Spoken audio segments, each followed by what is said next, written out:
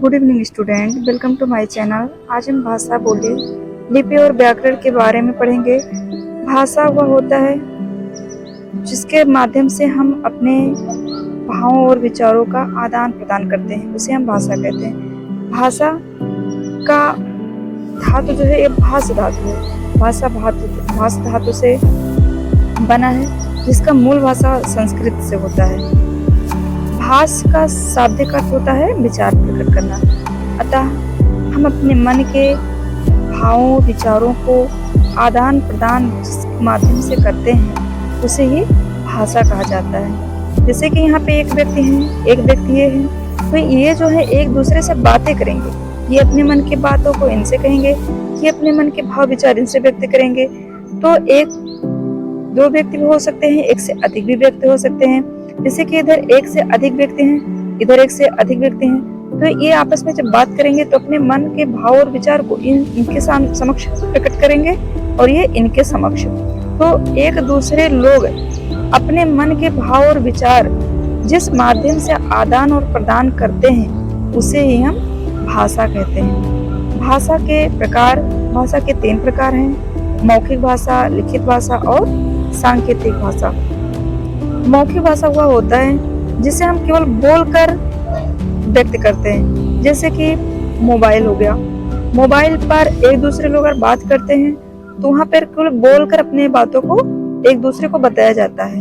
अपने मन के भाव और विचार को बोलकर दूसरे के समक्ष प्रकट करते हैं, उसी को मौखिक भाषा कहते हैं। लिखित भाषा होता है जैसे कि इस समय इस पेपर में जो लिखा है, ये लिखा गया और इसको पढ़ के समझना लिखित भाषा होता है। सांकेतिक भाषा हुआ है जिसमें संकेत के माध्यम से हम समझ जाते हैं। जैसे कि बच्चा दूध के लिए रोता है तो माँ ये समझ जाती है कि मतलब ये दूध के लिए रो रहा है, ना कि वो बच्चा बोलकर बताता है कि हमको दूध चाहिए। तो इसको क्या कहते हैं? सांकेतिक भाषा कहते हैं। बोली, आगे बोली है।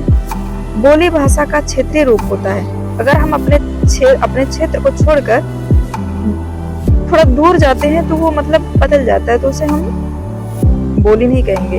बोली जो क्षेत्र विशेष में जो हम अपने क्षेत्र विशेष में बोलते हैं, वही हमारा बोली होता है।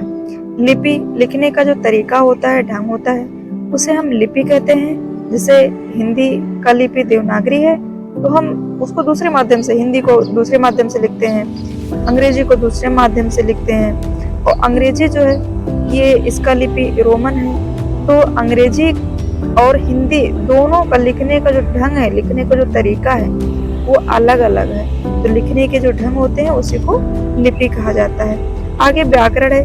व्याकरण वह शास्त्र होता है जो हमें शुद्धता का नियम सिखाता है। जैसे कि व्याकरण में शुद्ध बोलना, शुद्ध लिखना, शुद्ध पढ़ना, ये सब हम सीखते हैं। आगे है व्याकरण के विभाग। व्याकरण के 3 विभाग हैं: वर्ण विचार, शब्द विचार और वाक्य विचार। अगर हमारा वीडियो आपको पसंद आया हो तो चैनल को सब्सक्राइब करें, शेयर करें। और अगला चैप्टर जो हमारा होगा वर्ण विचार, हम इसको अगले अध्याय में समझेंगे। तब तक के लिए धन्यवाद।